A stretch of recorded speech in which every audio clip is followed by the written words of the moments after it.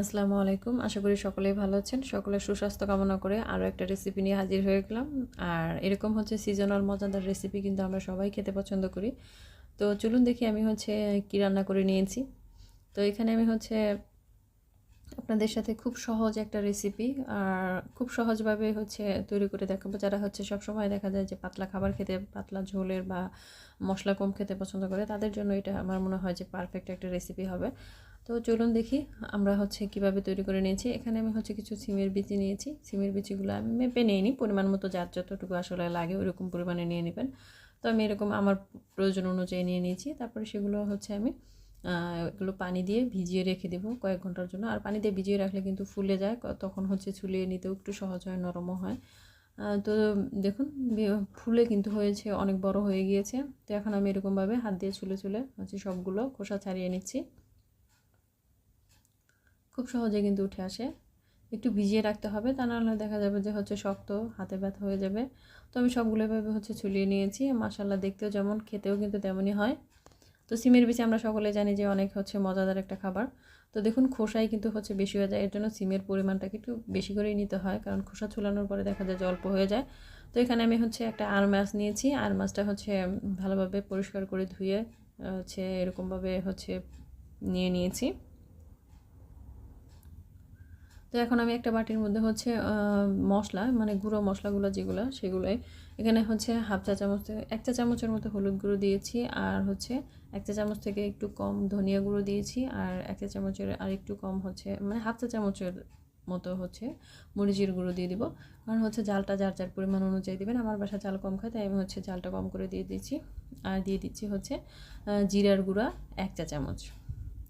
এখন এগুলো আমি অল্প করে পানি দিয়ে তারপরে গুলিয়ে নিব। কেউ চাইলে কিন্তু এটা মশলা বাগানের মধ্যে দিতে পারেন, কিন্তু আমি এটা একটু পানি দিয়ে গুলিয়ে দিব। তাহলে দেখবেন যে টেস্ট কিন্তু একটু একটু না কিছুটা কিছুটা হলেও পরিবর্তন হয়। তো এখন আমি একটা কারি কুকার নিয়েছি। কারি কুকারের মধ্যে আমি রান্নাটা করব। তো এখন এটার মধ্যে কারিটা গরম হলে তারপরে আমি তেল দিয়ে দিয়েছি। তেলটা গরম হয়ে গিয়েছে। এখন এর মধ্যে দিয়ে দিচ্ছি পেঁয়াজ, পরিমাণ মতো পেঁয়াজ দিয়ে দিচ্ছি। পেঁয়াজ কুচি দিয়ে এখন একটু পেঁয়াজটা নেড়ে চেড়ে কিছুক্ষণ ভেজে নিব।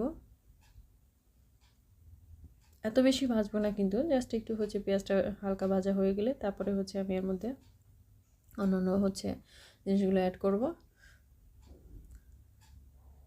তো ভাজা কিন্তু প্রায় অনেকটাই হয়ে গিয়েছে। তো এখন আমি এর মধ্যে দিয়ে দিব যে মশলাটা গুলিয়ে রেখেছিলাম সেটা। এতে কিন্তু এই মশলাটা আমার মনে হয় যে গুলিয়ে রাখার ফলে এটা যে বাটা মশলার একটা টেস্ট কিছুটা হলেও নিয়ে আসে। তো বাটিটা ধুয়ে কিন্তু আরেকটু পানি দিয়ে দিয়েছি। এখন নেড়ে চেড়ে এই মশলাটা কিছুক্ষণ আমি কষিয়ে নিব। আর বাকি যে উপকরণ, এটা এখানে আমি রসুন বাটা দিয়ে দিচ্ছি।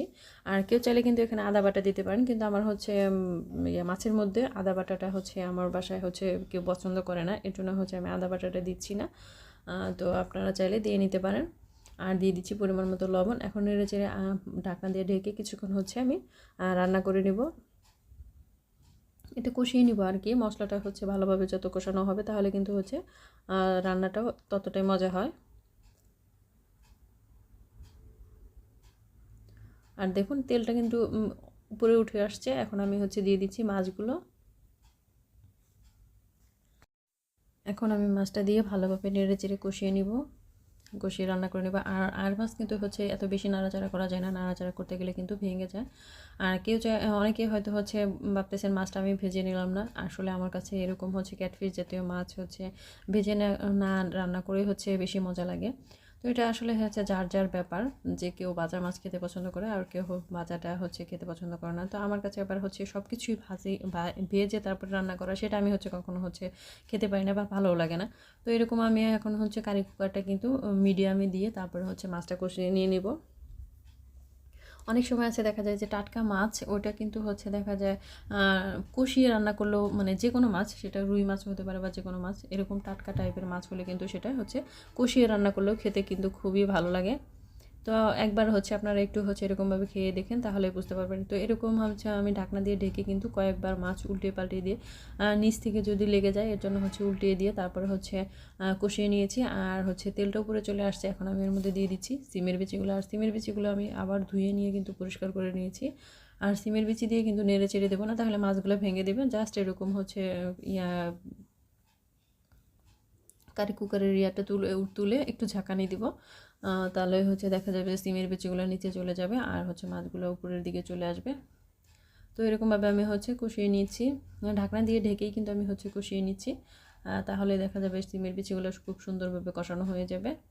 আর এখন এর মধ্যে দিয়ে দিচ্ছি অল্প কিছু পরিমাণে হচ্ছে পেঁয়াজ কলি দিয়ে আবারও ঢাকনা দিয়ে কিছুক্ষণ কষিয়ে নিয়েছি। তারপরে এখন আমি হচ্ছে এর মধ্যে দিয়ে দিব মানে মাঝারি সাইজের টাইপের, মাঝারি নয় একটু ছোটো সাইজই বলা চলে, 2টা টমেটো হচ্ছে ছোটো এরকম কিউব করে কেটে রেখেছিলাম, সেগুলো দিয়ে দিচ্ছি। তো সেগুলো দিয়ে এখন কিন্তু আমি হচ্ছে এর মধ্যে হচ্ছে ঝোলটা দিয়ে দিব, টমেটো দিয়ে আর হচ্ছে বেশিক্ষণ হচ্ছে কষিয়ে নিব না, ঝোলটা দিয়ে তারপরে রান্না শুরু করে দেব। আর টমেটোটা কিন্তু অবশ্যই দেওয়ার চেষ্টা করবেন, কারণ টমেটো দিলে হচ্ছে তরকারির টেস্টটাও বাড়ে আর দেখতেও কিন্তু মাশাআল্লাহ খুবই হচ্ছে সুন্দর হয়। তো এখন আমি পরিমাণ মতো ঝোল দিয়ে তারপরে আবারও হচ্ছে ঢাকনা দিয়ে ঢেকে হচ্ছে রান্না করে নিচ্ছি। আর দেখুন কি সুন্দরভাবে, আর সিমের বিচি কিন্তু এত বেশি সময় লাগে না রান্না হতে, অল্প সময়ের মধ্যে রান্নাটা হয়ে যায়। এখানে হচ্ছে কাঁচামরিচ দিয়ে দিচ্ছি আর হচ্ছে দিয়ে দিচ্ছি টালা জিরে গুঁড়ো। আর টালা জিরে গুঁড়ো কিন্তু দিলে এরকম সুন্দর একটা স্মেল আসে এই পর্যায়ে দিলে, তো খেতেও ভালো লাগে। ধনিয়া পাতা দিয়ে দিচ্ছি, যেহেতু হচ্ছে সিমের বিচি নামানোর পরেও কিন্তু ঝোলটা অনেক টেনে নেয়, তাহলে হচ্ছে অবশ্যই হচ্ছে ঝোল সহ নামানোর চেষ্টা করবেন। আর ঝোল যদি একদম শুকিয়ে ফেলে নামান তাহলে কিন্তু দেখা যাবে যে আর কিছু থাকবে না, শুধু সিমের বিচিগুলো রয়ে গেছে। তো এখন হয়ে গিয়েছে এই পর্যায়ে ঝোলটা, এই ঝোল সহ আমি নামিয়ে নিব।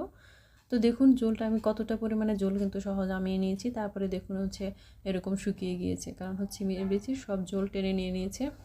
তো আশা করি আপনাদের ভালো লেগেছে, আর যদি একটুও ভালো লেগে থাকে তাহলে অবশ্যই আমার চ্যানেলটিকে সাবস্ক্রাইব করে আমার পাশে থাকবেন এবং ভিডিওটিতে লাইক কমেন্টস শেয়ার করবেন, কারণ আপনাদের একটা লাইক বা কমেন্টস আমার জন্য অনেক অনেক উৎসাহ দেয় আর হচ্ছে আমার চ্যানেলটাকে অনেক হচ্ছে এগিয়ে যেতে হেল্প করে। তো আশা করি আপনারা আমাকে এই সাপোর্টটা করবেন। আর যদি এই ভিডিওটি আপনাদের একটু ভালো লেগে থাকে তাহলে অবশ্যই বাসায় একবার অন্তত ট্রাই করে থাকবেন। আর যারা পাতলা টাইপের হচ্ছে মশলা খেতে পছন্দ